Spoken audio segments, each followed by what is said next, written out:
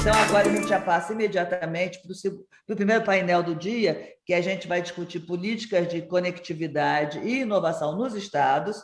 E eu tenho o prazer de trazer aqui para moderar esse debate o Robson Lima. Ele é presidente da Abramult. A Abramult é uma entidade de provedores, ela começou em Minas Gerais, está se expandindo nacionalmente, é muito atuante em várias frentes. O Robson participa de vários fóruns federais, representando os ISPs, os provedores. Bem-vindo, Robson. Eu só vou anunciar quem participa da mesa com você, e aí depois eu já deixo para você conduzir os trabalhos, tá?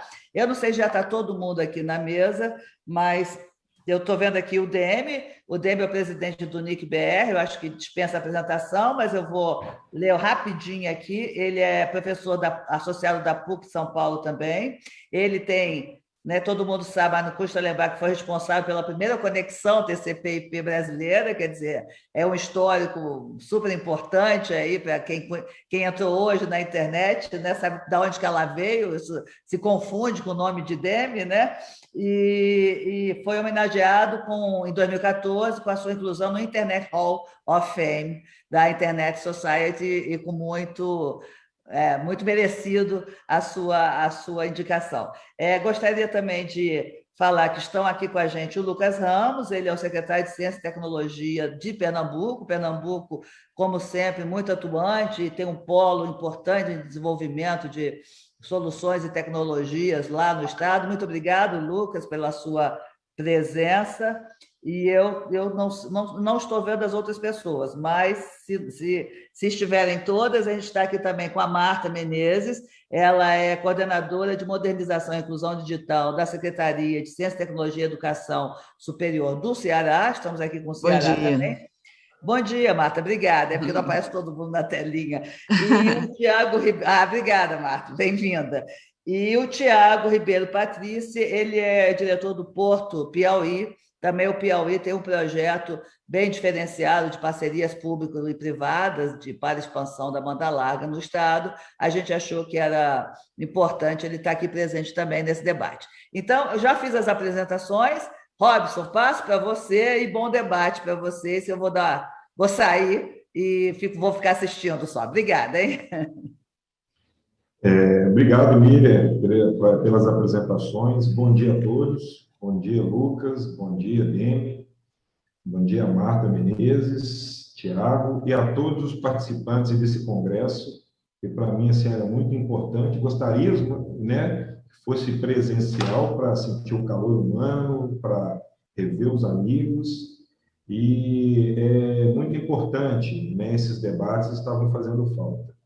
Bem, a Miriam fez as apresentações devidas, mas ela, né, com todo carinho, né, ela me tirou a honra ali que eu queria fazer uma breve apresentação do Demi Gatchensko, espero que tenha pronunciado certo aí o sobrenome, mas, assim, eu fiz uma comparação, Demi, antes da gente abrir as perguntas, é que o Neil Armstrong, ele foi o primeiro astronauta, ser humano a pisar na Lua, né?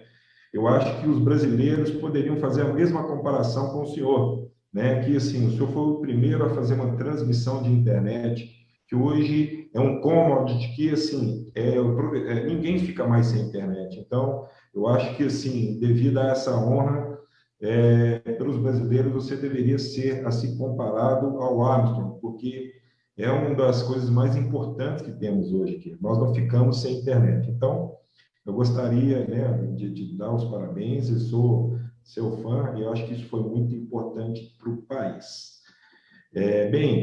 Pessoal, eu gostaria de fazer o seguinte, antes da gente começar as perguntas, tem algumas perguntinhas.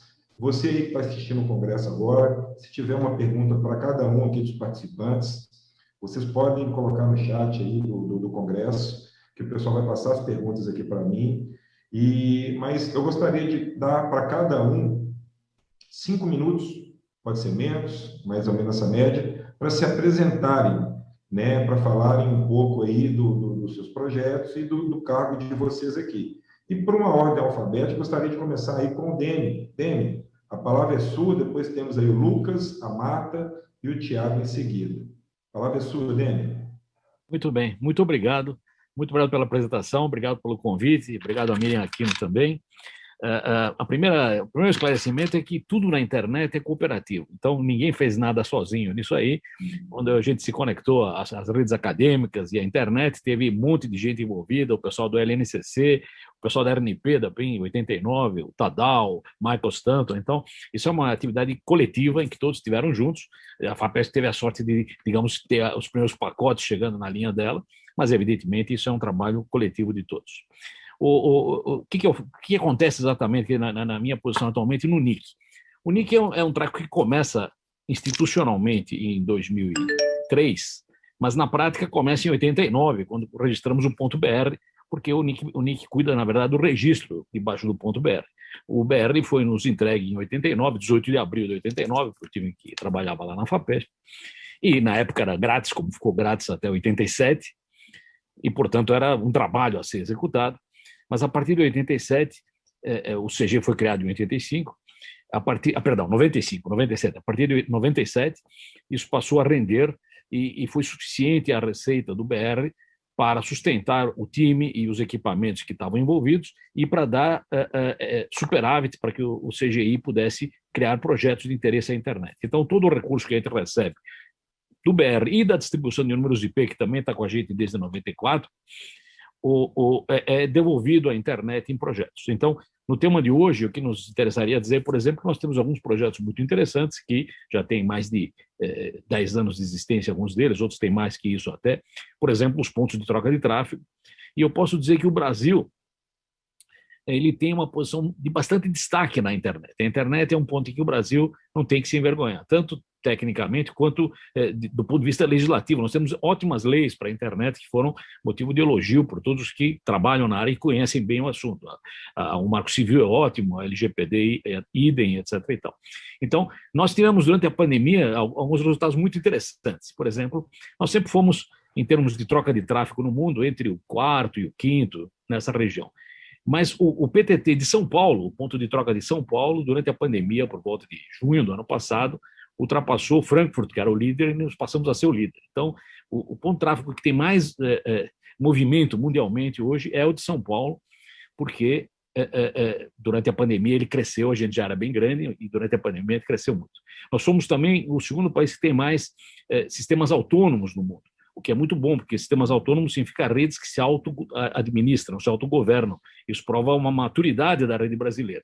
E o que nós estamos tentando fazer agora é evitar que São Paulo, que já é o grande, né, cresça mais que isso. Então, existem projetos do NIC e do CGI de disseminar esse tipo de atividade para longe de São Paulo também, e isso se deve estar ligado ao painel de hoje, que é cobertura da internet no Brasil. Então, por exemplo, Manaus, nós estamos agora fazendo um esforço grande com o CDN, que é um Content Provider, Network Provider.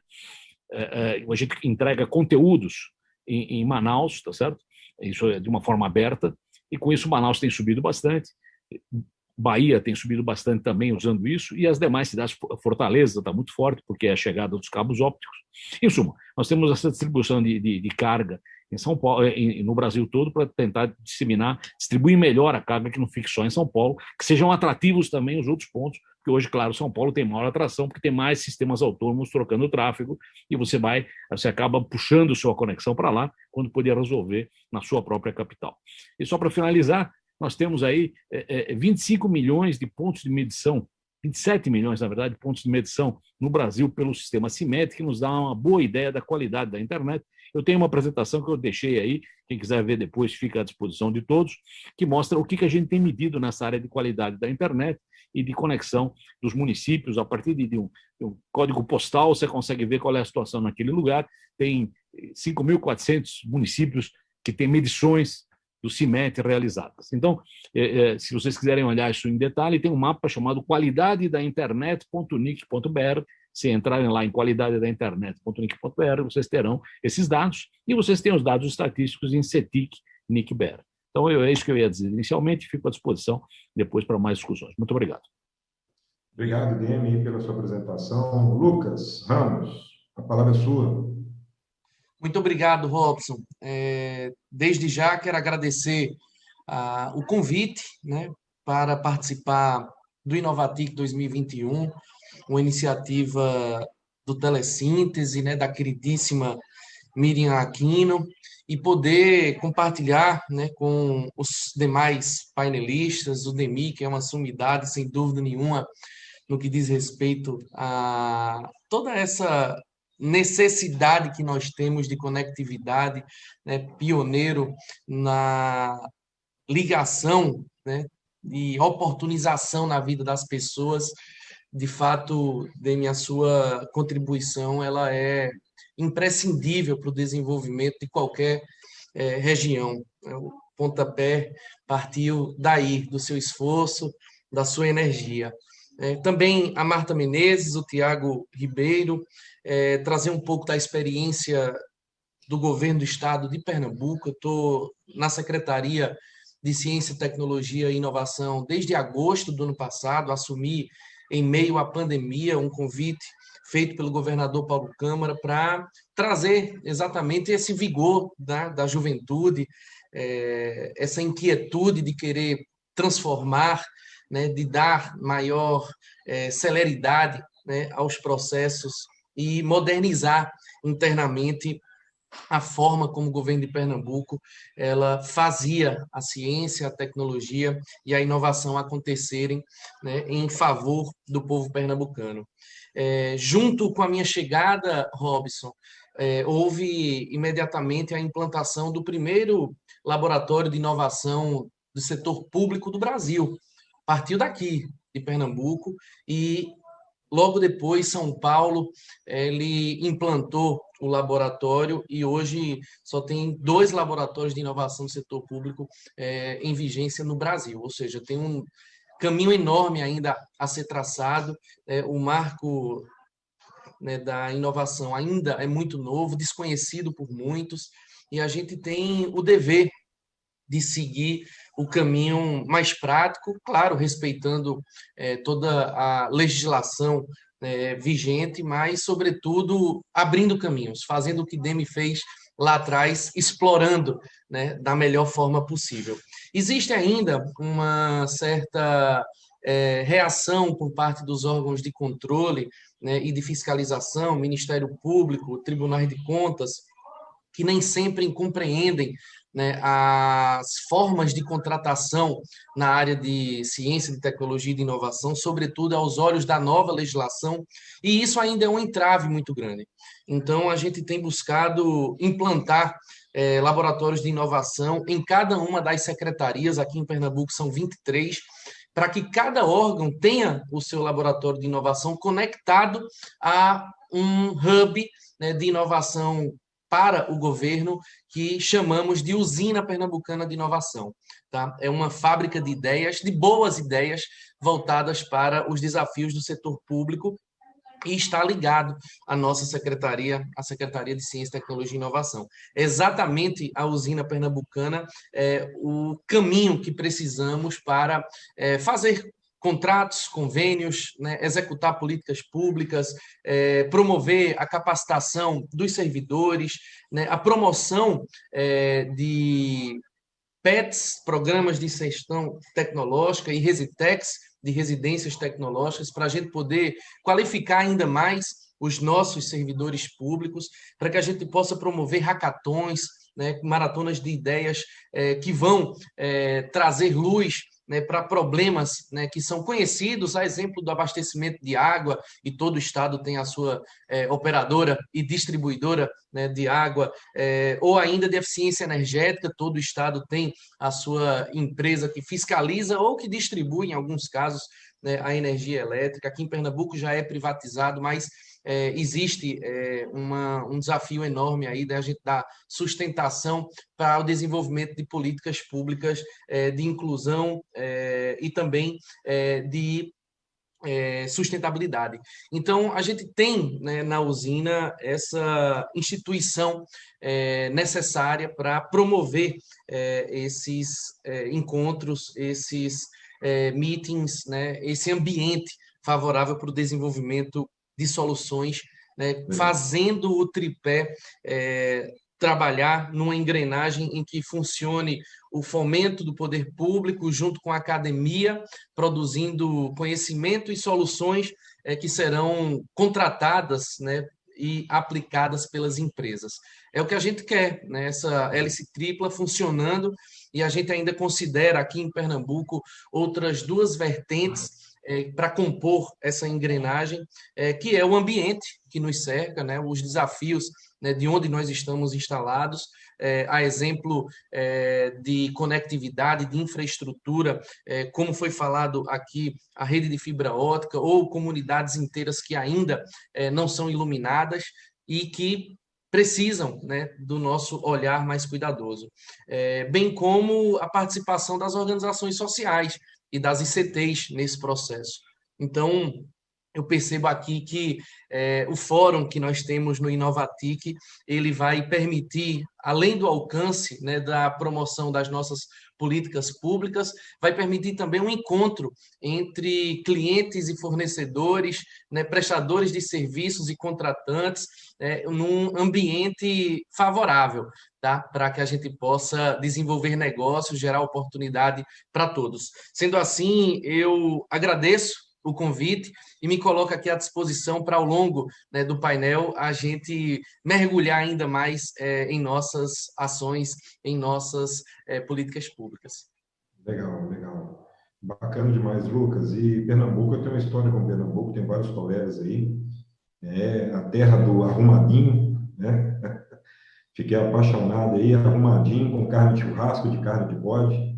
Então, um abraço aí para o provedor, vários provedores aí que eu tenho amizade, principalmente em Pojuca, né? Eu fiz vários projetos aí, principalmente ao Porto do Suape, muito legal. Eu acho que é um projeto muito bacana. Beleza, Marta Menezes, bom dia. A palavra é sua. Bom dia. Bom dia, estou muito feliz em participar do Inovatic 2021. Eu sou coordenadora de TI aqui da Secretaria da Ciência e Tecnologia do Estado do Ceará.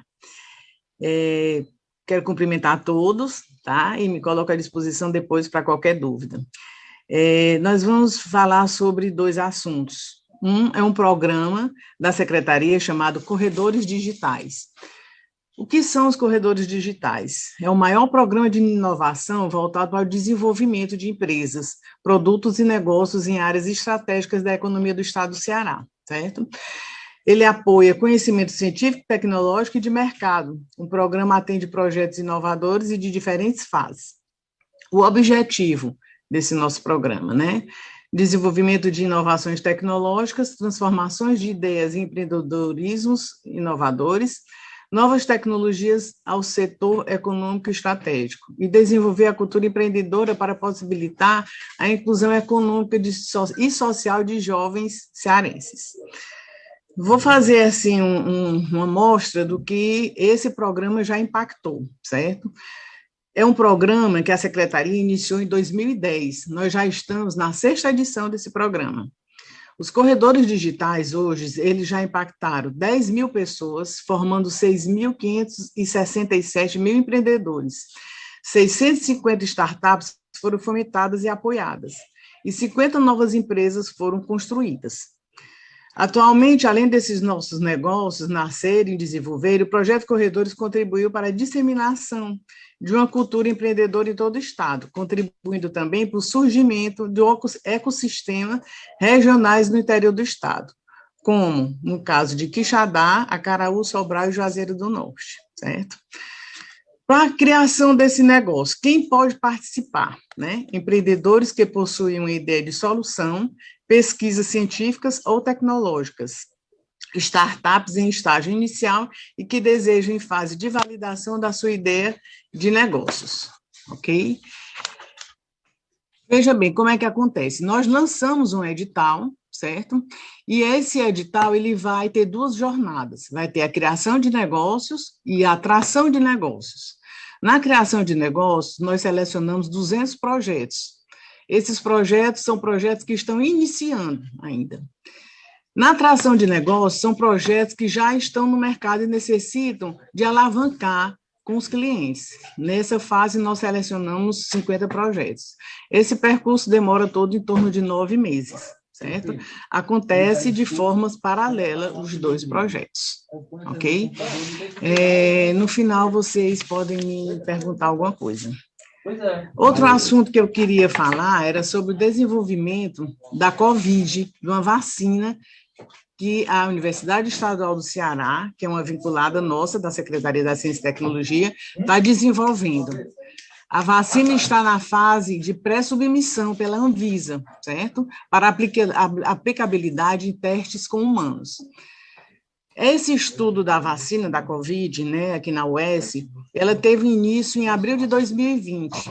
A pesquisa está sendo desenvolvida pelo Laboratório de Biotecnologia e Biologia Molecular da UES e se prepara para a segunda fase, que consiste em testes humanos. Essa vacina ela foi batizada com HH120 Defense. O imunizante cearense propõe uma nova forma de uso de coronavírus aviário atenuado. A primeira fase da investigação, com os testes de camundongos, já foi concluída com sucesso. Então, esses resultados serão submetidos à Anvisa com o intuito de iniciar a fase clínica. Agora, será necessário, tanto que a Secretaria da Ciência e Tecnologia, junto com a UES, já fez uma reunião com a Fiocruz, porque será necessário uma empresa para fazer a produção industrial dessa vacina, né? Então, acredito que o mais breve possível, né, a gente já tenha a liberação dessa vacina aqui no estado do Ceará para imunizar cearenses e todo o Brasil. Eu agradeço a participação, me coloco à disposição para qualquer dúvida. Bacana, Marta. Você acabou respondendo as perguntas que eu já estava formulando aqui para você. Então, você se adiantou aí. Obrigado aí pelos esclarecimentos. Nós vamos estar debatendo alguns outros assuntos aqui também. E o colega Tiago, ele entrou também aí, ele está presente ou ele não entrou? Tiago, bom dia. Aparentemente, parece que ele não entrou, né? Bem, pessoal, nós vamos fazer um bate-papo aqui. Eu tenho algumas perguntas. Marta acabou respondendo algumas para nós ali, deu a honra já de responder.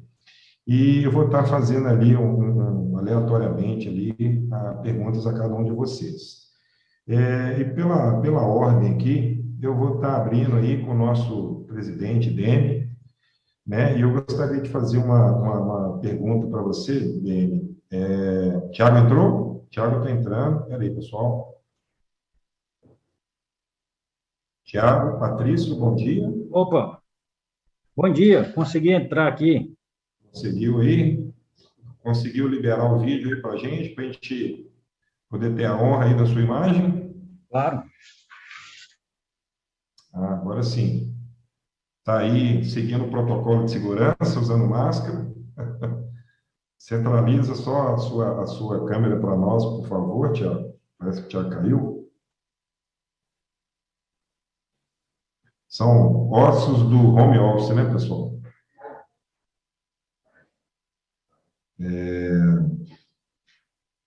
Bem, eu vou fazer uma pergunta para o Demi. Depois, enquanto o Tiago acaba de se organizar, eu abro a palavra para ele após a primeira pergunta.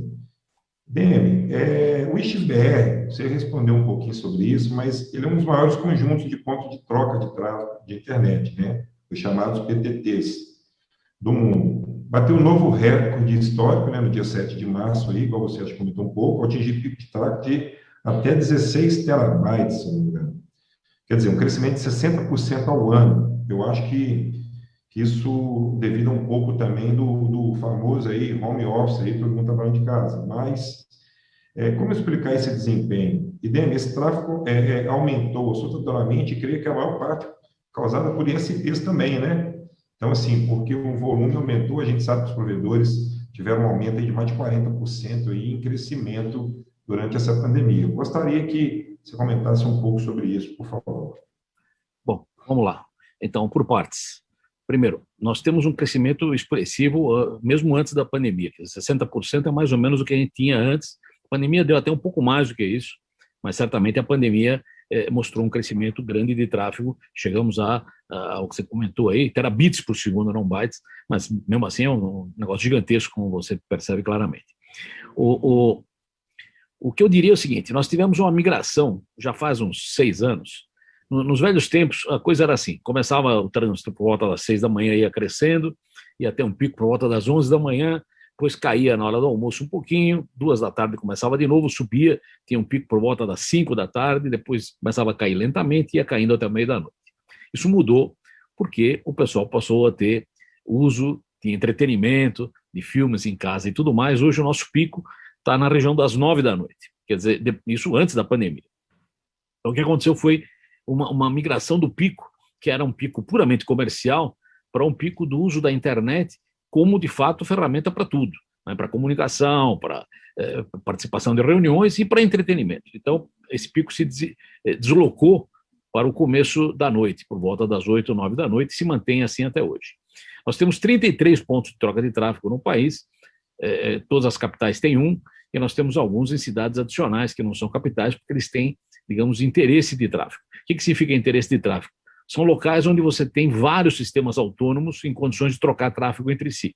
A gente só instala um ponto de troca de tráfego onde há interesse de tráfego. Não adianta você ter 2 sistemas para trocar tráfego entre si, eles que se liguem entre eles, não são num ponto de troca de tráfego. O ponto de troca de tráfego é uma espécie de mesa de bar onde se sentam centenas de indivíduos de sistemas autônomos e trocam tráfego praticamente a custo zero entre si. E isso gera mais confiabilidade, mais resistência e mais flexibilidade ao sistema, além de ser mais barato. O que significa mais flexibilidade?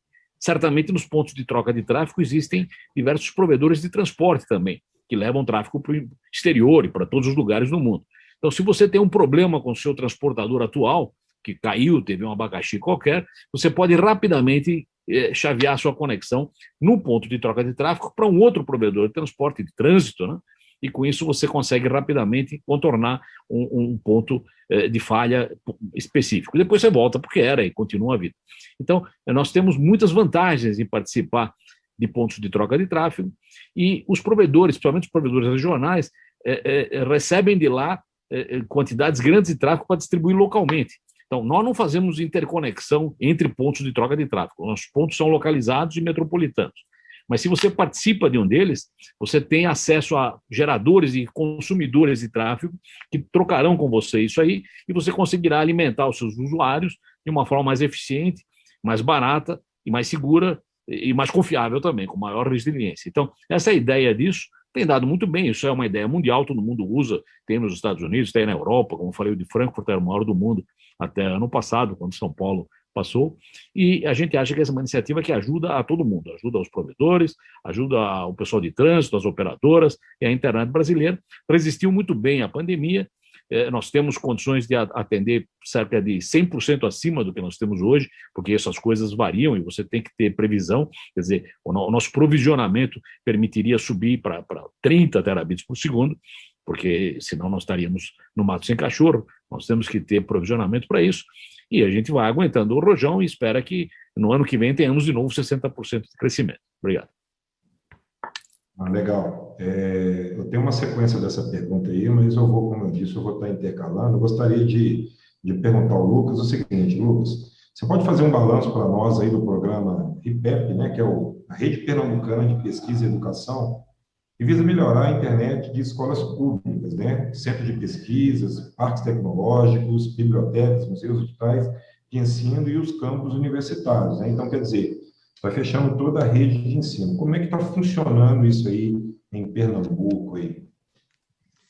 Olha, muito boa a pergunta, Robson, e eu já resgato o que falou o Vitor Menezes na abertura dos trabalhos hoje sobre a atuação da RNP, tá? A Rede Nacional de Pesquisa, que é uma grande parceira do governo de Pernambuco na execução do programa REPEP, que é a Rede Pernambucana de Educação e Pesquisa, para que a gente possa levar, através da infraestrutura instalada de fibra ótica, a conectividade para diversos pontos de interesse, claro, para o setor público, a partir de escolas, universidades, centros de saúde, né, sejam eles hospitais, escola ou ainda os postos de saúde do Estado, certo? E que tem, sem dúvida nenhuma, um papel importantíssimo no desenvolvimento de forma interiorizada do nosso Pernambuco. São 184 municípios pernambucanos, tá? A RNP, ela implantou 2 cinturões aqui em Pernambuco, são 2 redes implantadas, esforços do governo federal, uma localizada em Recife, na região metropolitana, a outra em Petrolina, que faz divisa com o estado da Bahia, na cidade de Juazeiro, e que, sem dúvida nenhuma, permitiu ali o tráfego mais rápido, né, de dados, tá? Nós estamos falando aqui de uma conectividade de até 100 GB de velocidade, de baixíssima latência e altíssima qualidade. E que precisava, evidentemente, nesse backbone, precisava se conectar com outros municípios, com outros pontos de interesse. A porta de entrada da RNP e da REPEP em Pernambuco está no ponto do ITEP, que é o Instituto de Tecnologia do Estado, uma organização social que, algumas décadas atrás, era uma empresa pública, tá, vinculada à Secretaria de Ciência e Tecnologia, mas que hoje é uma pessoa jurídica de direito privado, tá, é uma empresa que tem um contrato de gestão com o governo do Estado na prestação de serviços tecnológicos. E, a partir desse ponto, a gente consegue expandir uma rede de 3.000 quilômetros de fibra ótica já instalados. Isso serve para projetos como o Cidade Conectada, como a gente tem aqui em Serra Talhada, por exemplo, já o desenvolvimento de um novo anel, em Garanhuns, o desenvolvimento de um novo anel, a cidade de Caruaru, no Agreste Pernambucano, o desenvolvimento de um novo anel, e vai permitir, com a expansão autorizada pelo governador Paulo Câmara, com destaque orçamentário no valor de R$9 milhões, para a gente ampliar ainda mais. Já estamos na tratativa junto à RNP e a chamada pública deverá acontecer nos próximos 30 dias para que a gente possa, primeiro, ligar, tá, pontos de interesse, novos pontos de interesse, e nessa fase são todos os hospitais vinculados ao governo do estado de Pernambuco, que vai permitir, Demi, aqui em nosso estado, a implantação da telesaúde e do teleatendimento. Tá? Hoje já acontece de um aluno da Universidade Federal que está fazendo a residência no Hospital das Clínicas em Recife, ser assistido por um médico que está fazendo um procedimento lá em Petrolina através dessa rede, tá? Ou ainda os estudantes de medicina da Universidade Estadual, da UPE, eles aprenderem, né, com um professor que está ministrando a sua aula na Univasf, lá em Petrolina. Então, essa integração ela já existe. Essa ampliação que estamos falando, ela vai permitir que a gente faça procedimento e atendimento, tá? É uma plataforma que a Prefeitura do Recife desenvolveu, chamado Conecta Recife, junto com outra plataforma desenvolvida pelo governo de Pernambuco, que chama Atende em Casa, e a gente vai conseguir oferecer esse serviço por aplicativo para toda a população pernambucana em todas as regiões de desenvolvimento do estado. Então, a REPEP está sofrendo uma terceira onda, né, de ampliação. Esperamos, nessa chamada pública, como disse o Vitor, que as operadoras, tá, os provedores de internet regionais, eles apresentem as melhores propostas, inclusive tirando, né, o ônus da manutenção, permitindo que ao poder público a gente possa destinar recursos para outras áreas, outros investimentos, né, e permitindo, inclusive, a velocidade na hora do reparo. Tá? Imagine só, você ter um contrato, Marta, aí no Ceará, que é um dos estados que mais tem fibra ótica implantada no país, ter um contrato, né, com um prestador de serviço para dar manutenção em cada metro dessa rede. É impossível, né? Para a administração pública seria uma conta inimaginável, nenhum tribunal de contas iria autorizar um processo de contratação como esse. Então, a gente precisa, sim, da parceria com os provedores, né? E eu tenho certeza de que a RNP, na sua expertise, já contratado essa nova expansão com o governo de Pernambuco, muito em breve vai lançar essa concorrência nacional para a gente captar novos parceiros e expandir essa rede ao governo do Estado, o aporte de 9 milhões de reais para infraestrutura, para a compra do cabo, mas quem vai fazer o cabeamento são esses provedores, quem vai dar manutenção serão os provedores, que permitirá, inclusive, nesse instrumento jurídico, a permuta. Então, para um provedor que já passa na frente de uma escola, Robson, em que não há conexão ainda, na hora em que eu permutar essa infra que eu já tenho instalada, vai permitir que eu, sob o conceito de última milha, eu ilumine esses novos pontos de interesse e transformar um projeto de 20 pontos em 40, em 60, em 80, e assim a gente espera a melhor proposta. Eu acho, Demi, que esse modelo de negócio que Pernambuco encontrou, né, de fazer a permuta com os provedores, né, de autorizar, né, a utilização dessa infraestrutura já instalada, isso acelerou o processo de implantação, né, e expansão da rede. E esperamos, tá, Robson, que muito em breve o governo federal, que já tem projeto para cabo submarino, que aporte em Recife, e a gente já ter essa malha de infraestrutura instalada, vai permitir aqui o desenvolvimento, por exemplo, de data centers, o que ainda não é uma realidade para a gente. Nós estamos falando aqui de profissões que já existem em outros lugares, né, em atividades econômicas que já existem em outros estados, e Pernambuco, né, captando essa oportunidade e abraçando, né, com qualidade através, né, da decisão política de investir nessa infraestrutura de fibra ótica. Legal. Lucas, é interessantíssimo os seus comentários, e eu vou passar uma informação até para você, para a Marta, para todos os secretários aí que possam estar assistindo, o pessoal da RNP.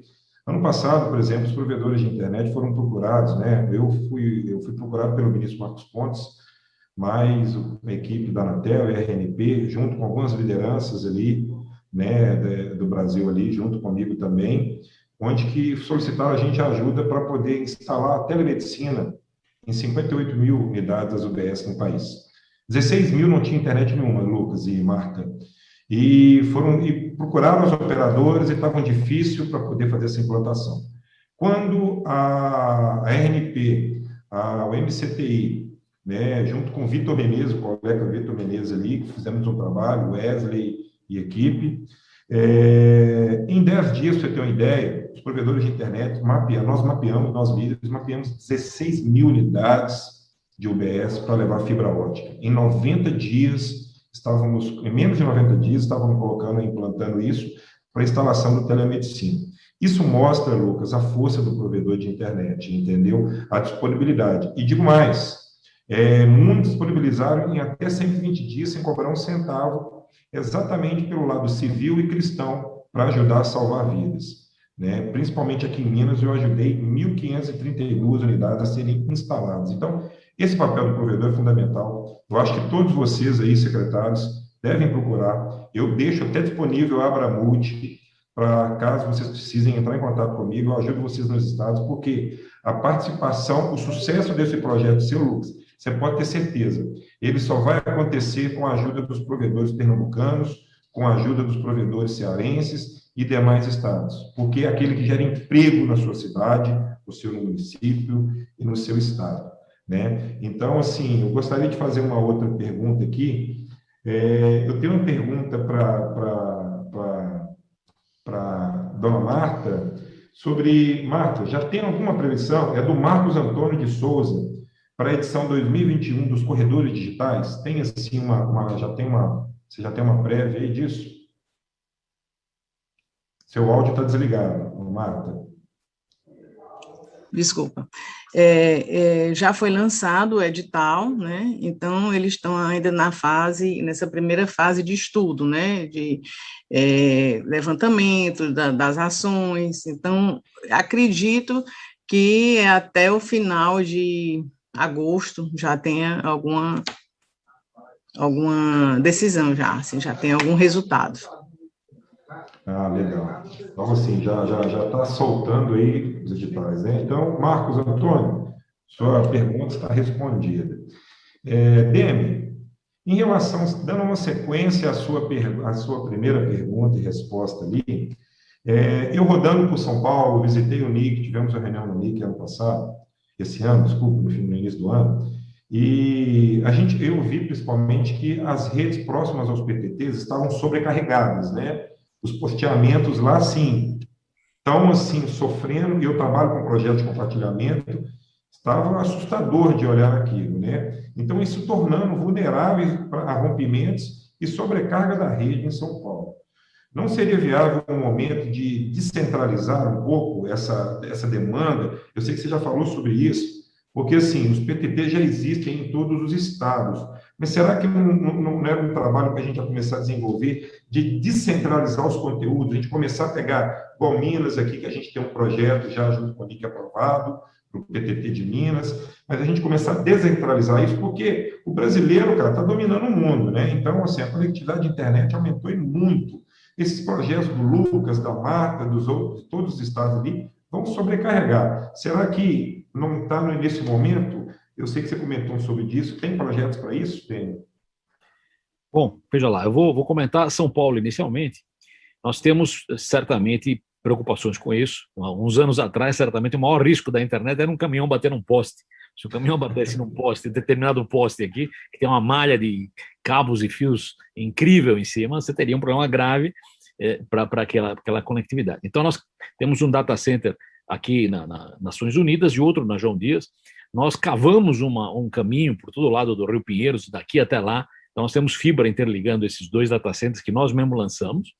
E nós temos a conectividade dupla, o sujeito que se liga aqui também se liga lá.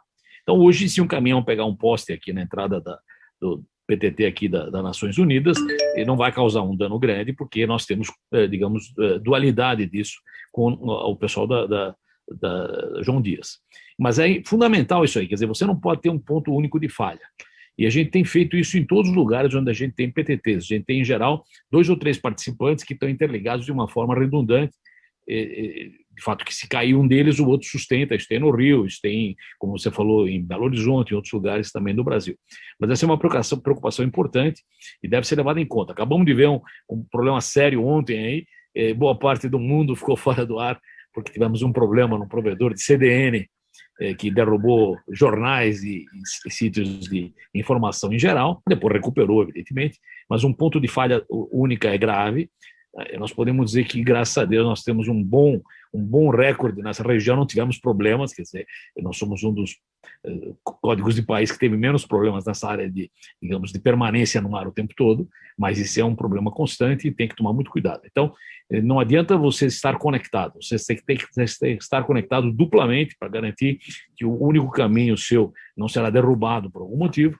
E, claro, que a primeira prioridade é você se conectar, mas a segunda é garantir que essa conexão é perene, porque senão você vai ter uma quebra no seu modelo de negócio no momento pior possível, e isso é muito ruim. Tivemos, como falei, vários exemplos internacionais, estamos atentos a isso, ninguém está salvo dos problemas, mas a gente espera ter sido bastante prudente, então a gente tem redundância nessa região.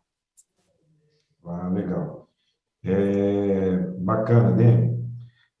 Lucas, eu tenho outra perguntinha para você, mas você conseguiu responder um pouco sobre ela, né, que era a parceria com os provedores aí. Você já falou muito bem sobre isso, né, os resultados, o que está acontecendo. E tinha uma outra que eu formulei aqui, sobre um programa que eu fiquei sabendo, o seguinte: os programas Rota TIC, Sertão Digital e o Agritech, né, Nordeste, está atingindo os objetivos? De que forma? Como ele está acontecendo? Conta um pouquinho para os pernambucanos ficarem sabendo aí um pouco mais. Maravilha, Robson. Ainda para esclarecer como se dá a parceria com os provedores, não cabe ao governo de Pernambuco ou a qualquer outro governo esse chamamento público, tá? Essa porta, né, de celebração do convênio, ela se dá a partir da RNP. Então, quem faz o chamamento público para a expansão da rede de fibra ótica é o governo federal, através de sua agência, a RNP. Ao governo de Pernambuco cabe, né, o destaque orçamentário, a garantia de recursos para investimentos, para a gente não ficar esperando o calendário, né, da União. Ou seja, são duas possibilidades de expansão. Já aconteceu antes da União entrar isoladamente, já aconteceu antes do governo do estado entrar isoladamente e já aconteceu antes das duas entidades elas somatizarem recursos financeiros para aquisição, né, dessa infraestrutura. E quando eu falo aquisição da infra, eu estou falando da compra do cabo que vai ser disponibilizado para o provedor vencedor do certame dessa chamada pública. Aqui nós temos dois programas extraordinários rodando em parceria com o Ministério do Desenvolvimento Regional. E você citou a Rota TIC, né, do Sertão Digital, que está em andamento. É um conjunto de ações que acontecem simultaneamente, e ao governo de Pernambuco cabe o financiamento, né, do desenvolvimento dessas propostas.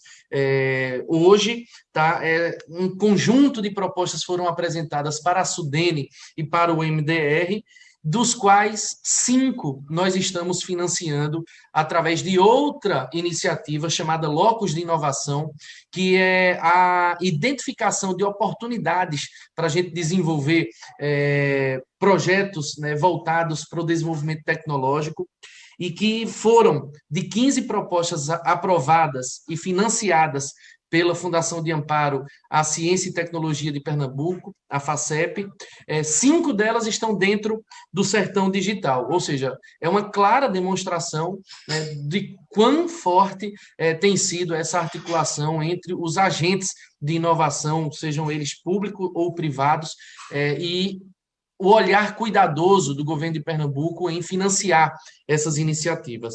Então, de 15, 5 projetos financiados pela nossa FAP, elas surgiram dentro do Sertão Digital. Uma outra iniciativa também com o Ministério do Desenvolvimento Regional é o Agritech, tá? Que nada mais é, Robson, do que uma plataforma para estimular o desenvolvimento de empresas de base tecnológica voltadas para o agronegócio. E aí foram pactuadas 8 metas, né, junto com a União, com o governo federal, entre as quais a gente tem, por exemplo, inovação, pesquisa, formação de pessoas, capacitação profissional, e agora nós estamos na fase 1, tá? Um aporte de R$801 mil de recursos do MDR transferidos para o CETENE, que é o executor, né, para o Garoa Habitat. A Garoa Habitat é uma ICT que ganhou a concorrência para realizar esses estudos e esses investimentos. Então, a gente está falando aqui na prospecção de mercado, nós estamos falando aqui na sensibilização e mobilização desses agentes, né, de tecnologia e dessas startups que vão surgir, né, com estímulo do poder público. São iniciativas que estão em andamento, tá? Não podemos ainda dizer se o resultado ele é satisfatório, porque ainda está muito no começo, mas na hora em que a gente enxerga a capacidade que tem de apresentar bons projetos, a gente vê que está no caminho certo. Muito em breve, Robson, a gente vai estar aí celebrando e comemorando os resultados, não tenho a menor dúvida disso, mas nós estamos na fase inicial, ainda é muito cedo para a gente avaliar o resultado. Legal. E interessante, Lucas, que mais uma informação, uma dica para vocês. A gente sabe que qualquer investimento que é alocado para isso são recursos públicos, né? Ou de âmbito federal ou de âmbito estadual, mas vem de arrecadação, vem dos impostos, de tudo que a gente paga, né? Então, né, que você paga, que o DEME paga, que eu pago, todos nós aqui pagamos. E uma dica que eu dou para você, para a Marta e para todos os secretários que envolvem esse projeto em seus estados é o seguinte: procure os provedores. Por quê? Eu tenho notícia, por exemplo, de um cinturão pernambucano que estava sendo construído por provedores que conectam toda a região, né, e principalmente do agreste pernambucano.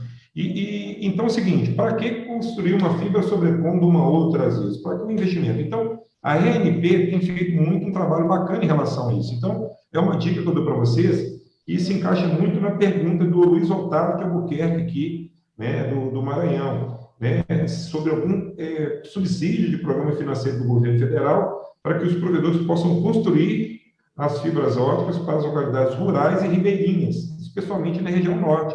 Então, eu acredito muito nessas contrapartidas, e aí, com isso, existe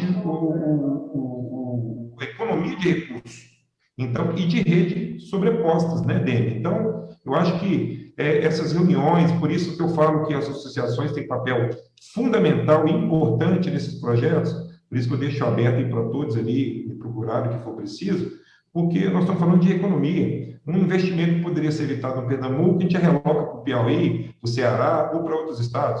Então, eu acho que tem que ter esse diálogo entre a questão pública e privada para a gente chegar ali no denominador comum, que é a conectividade, entendeu? Então, é uma dica aí para vocês. E eu gostaria de abrir uma outra pergunta aqui, voltando aqui para o Dênio.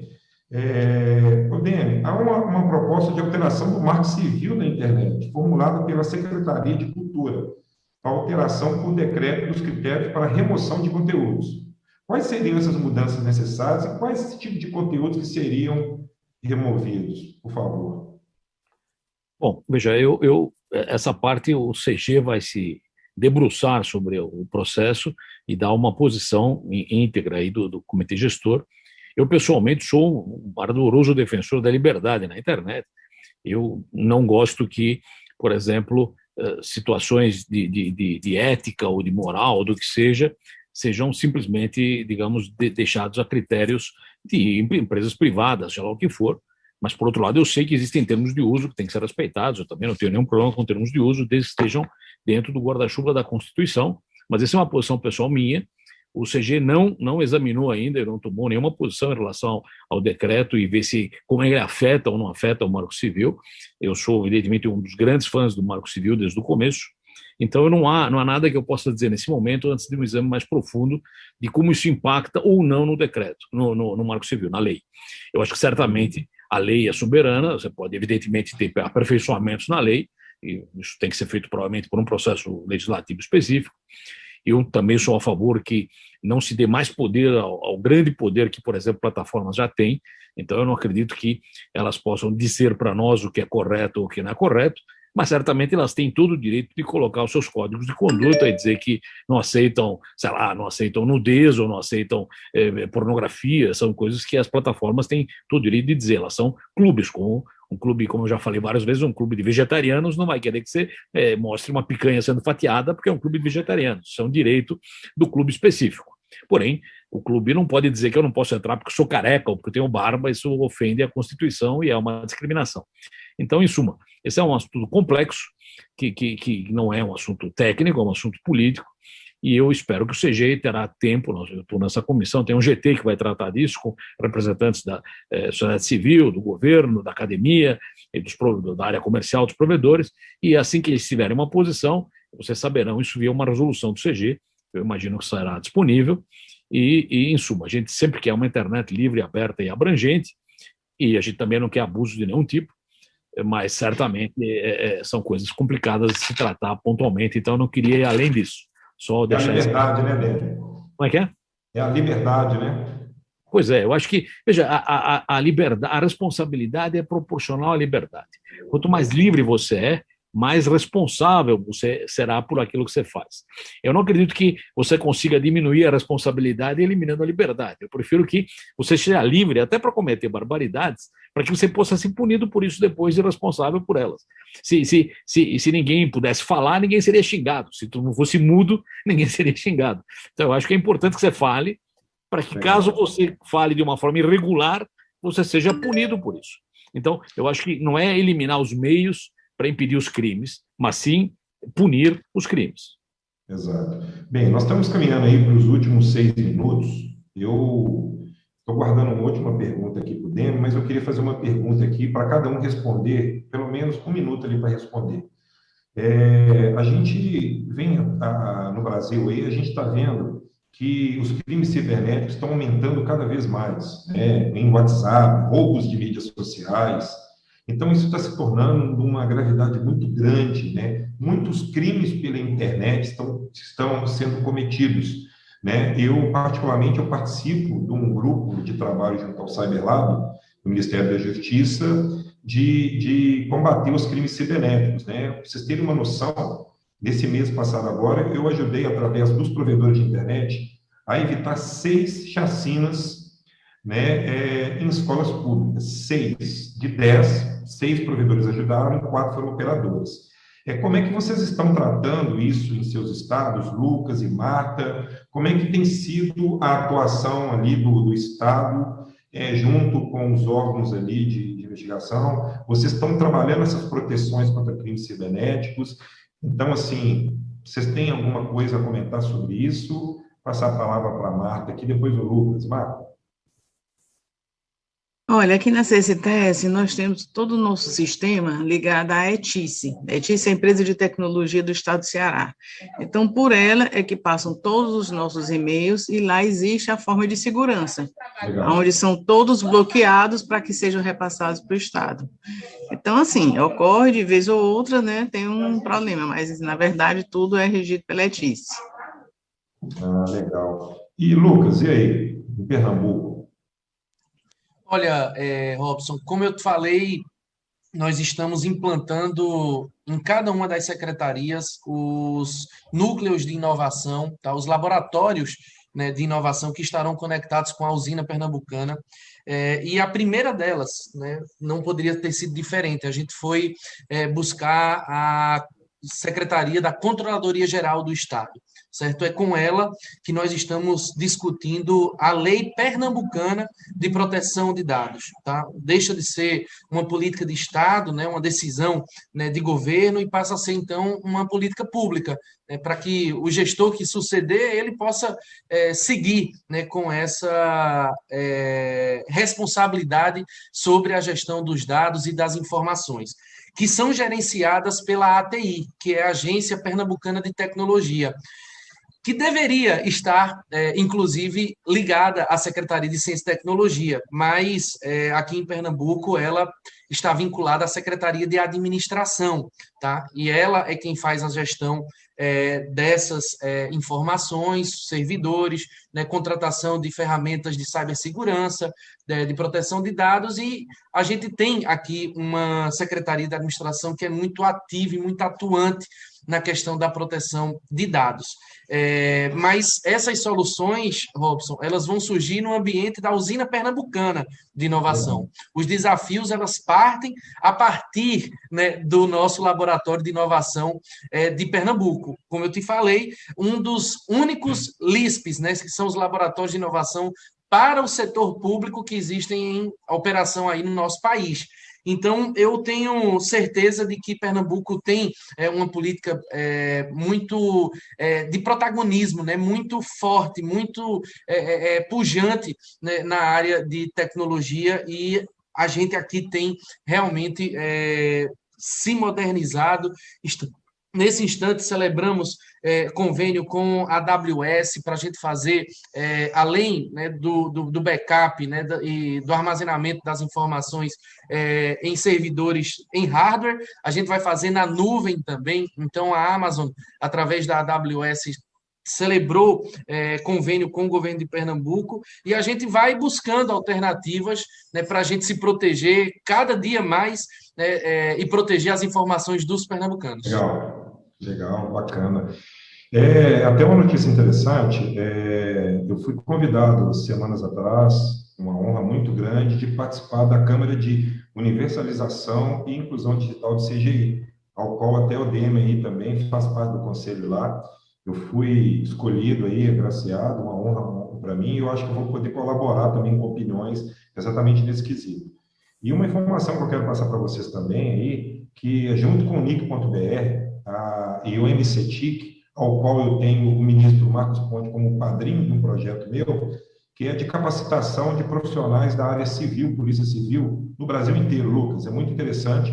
O NIC, né, o DM Tem Ciência, ele estava lá, ele deu uma palavra lá no dia da reunião, que a gente estava com o representante diretor do MCTIC Gontijo, né, com o doutor Alessandro Barreto, que é do Ministério da Justiça, onde nós vamos formar e capacitar mão de obra através do NIC.br, para ensinar toda a parte de combate a crime cibernético. Então, delegacias no Brasil inteiro da Polícia Civil vão ser treinadas, capacitadas pelo NIC.br, né, para poder exatamente combater esse tipo de crime. E a última pergunta, para poder finalizar aqui, que a Miriam já apareceu ali na tela. Demi, gostaria, Lucas, de agradecer cada participação de vocês, da Marta, muito obrigado ali pelas respostas. Podem contar comigo aí para o que for preciso, deixo disponível aí para vocês. Né? Eu gostaria de fazer uma pergunta seguinte, Demi, para finalizar, vimos que a internet se tornou um serviço essencial, como água, luz, né? E na casa do brasileiro estamos precisando de uma evolução de internet com tecnologias como 5G e Wi-Fi 6. E também que a internet tem se transformado, tanto provedores e operadores estão agregando produtos aos seus serviços, né? Se fala que a internet fornecida será somente um meio de chegar a algum lugar, uma esteira de produtos, onde o carro-chefe vão ser os chamados SVAs, Serviços de Valor Agregado. Porque o jeito de se entregar mudou, né? Linhas telefônicas não são mais lucrativas. Serviços de TV também estão mudando para tecnologias como OTT e IPTV. E, então, qual a sua opinião sobre isso? Porque isso afeta diretamente nas discussões sobre ICMS e SVA, que são alíquotas diferentes, né? E isso é o futuro e vai impactar mesmo, né? E como a internet é porta IP e os serviços que estão nela são SVA, e telecom é porta física, como dizia a norma 4, que linha telefônica era telecom e a CI era conexão de internet. Então, resumindo, isso mudou, como no mundo vem mudando com Uber, com Netflix, com EADs, são serviços agregados sendo vendidos pela internet. Eu queria um pouco do mestre aí, do presidente, falar sobre isso, essa divisão ali, se ela realmente está se tornando e caminhando por uma divisão aí de SVAs e ICMS. Obrigado pela pergunta, Robson, é uma pergunta interessante e vale a pena a gente pensar um pouco nisso. Em primeiro lugar, uma coisa que eu tenho dito aí, seguidamente, é que não devemos confundir a internet infraestrutura com o que é construído sobre ela. Então, quando a gente fala que precisa regular a internet, sei lá o que for, precisa tomar cuidado com o que significa essa frase. Vou fazer uma analogia boba, como todas as analogias, mas veja, alguém descobriu a eletricidade e nós temos torradeiras e micro-ondas e enceradeiras e televisores ligados à eletricidade. Quando você tem um problema de conteúdo irregular na televisão, quando você tem um micro-ondas perigoso, você não fala, vamos regular a eletricidade, só vamos regular o micro-ondas, ou vamos regular como é que se usa a televisão, o televisor, ou que diabos acontece quando você tem um rádio que propaga além do espectro. Então, eu queria deixar claro que quando a gente defende que a internet tem que ser imune, e acho que ela deve ser mesmo, ela é imune como infraestrutura.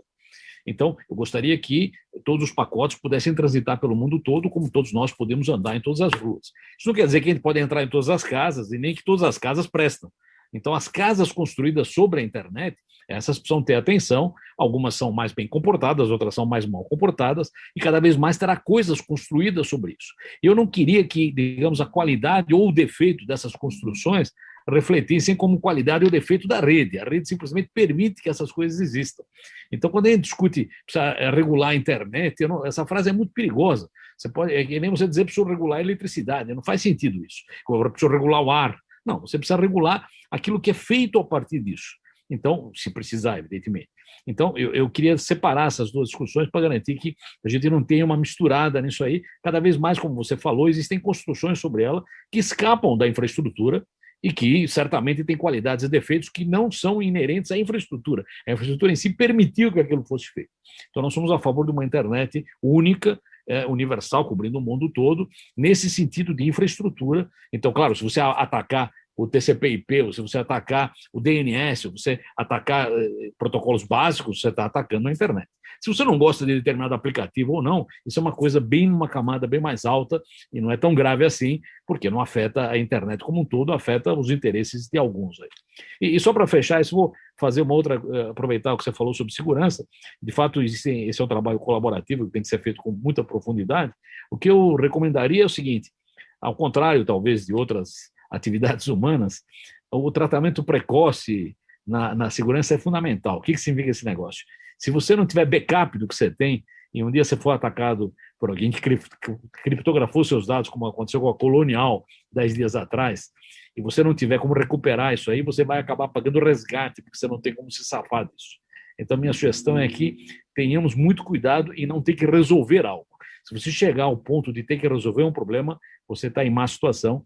Então, garanta-se tendo backup de tudo que você tem, claro, com medidas de segurança especiais. Não entre na internet simplesmente porque parou o mundo físico, você tem que ir no virtual, sem precauções, porque se no mundo físico você tinha paredes e portas e portarias, no mundo virtual você tem 4 bilhões de indivíduos que podem ter acessado de alguma forma, e certamente os crimes são muito mais atraentes no momento em que tudo está na internet. Então, o que eu diria é, em vista do que tem acontecido hoje, previna-se, garanta-se com backup, garanta-se com as melhores medidas de segurança, porque se de fato você tiver um ataque sério, consertar em voo é complicado, e nós vimos que tem gente pagando resgate, o que é extremamente desagradável, para poder recuperar a chave de criptografia e voltar a funcionar. Então, esse é o meu comentário. Mais uma vez, muito obrigado pelo convite, estamos à disposição. Obrigado, Demi, foi excelente. Já estou aqui de gatekeeper. Obrigado, Miriam, muito obrigado aí pela oportunidade de moderar com essas pessoas ilustres. Lucas, muito obrigado aí pelos seus trabalhos e parabéns. Marta, parabéns também pelos trabalhos aí no Nordeste. O Nordeste é muito importante aí porque é a entrada ali com a distribuição. Demi, obrigado aí por tudo. Miriam, obrigado e estou sempre à disposição de vocês. Gente, muito obrigada, como sempre, debate rico, né? Muita coisa acontecendo, a Marta falando daí, dando as boas notícias, de que agosto já se pode ter alguma, para os investidores do Estado, já pode ter várias respostas, né? Para o corredor digital de vocês, o Lucas com os projetos MIS, aí, com essa expansão da banda larga e as alternativas que vocês estão fazendo, parabéns. O Demi, como sempre, me dando uma aula de democracia e de internet, porque as coisas deles estão sempre juntas. E eu agradeço muito, Robson, a você também, contribuindo também com as iniciativas que vocês estão fazendo. E, por favor, muito obrigada. Desculpa interromper esse bate-papo tão gostoso, mas é porque eu sempre, depois que faço o programa, falo, nossa, peco pelo excesso. Ainda temos mais ou menos umas 30 pessoas para falar hoje. Muito obrigada, gente, a todos. E a apresentação do DEM vai estar disponível para vocês, e a gente coloca no sistema e depois manda para os inscritos. Eu queria falar que a gente está com mais de 1.300 inscritos nesse nosso evento, então, assim, está super legal. Muito obrigada para vocês. Eu já podem desligar a câmera.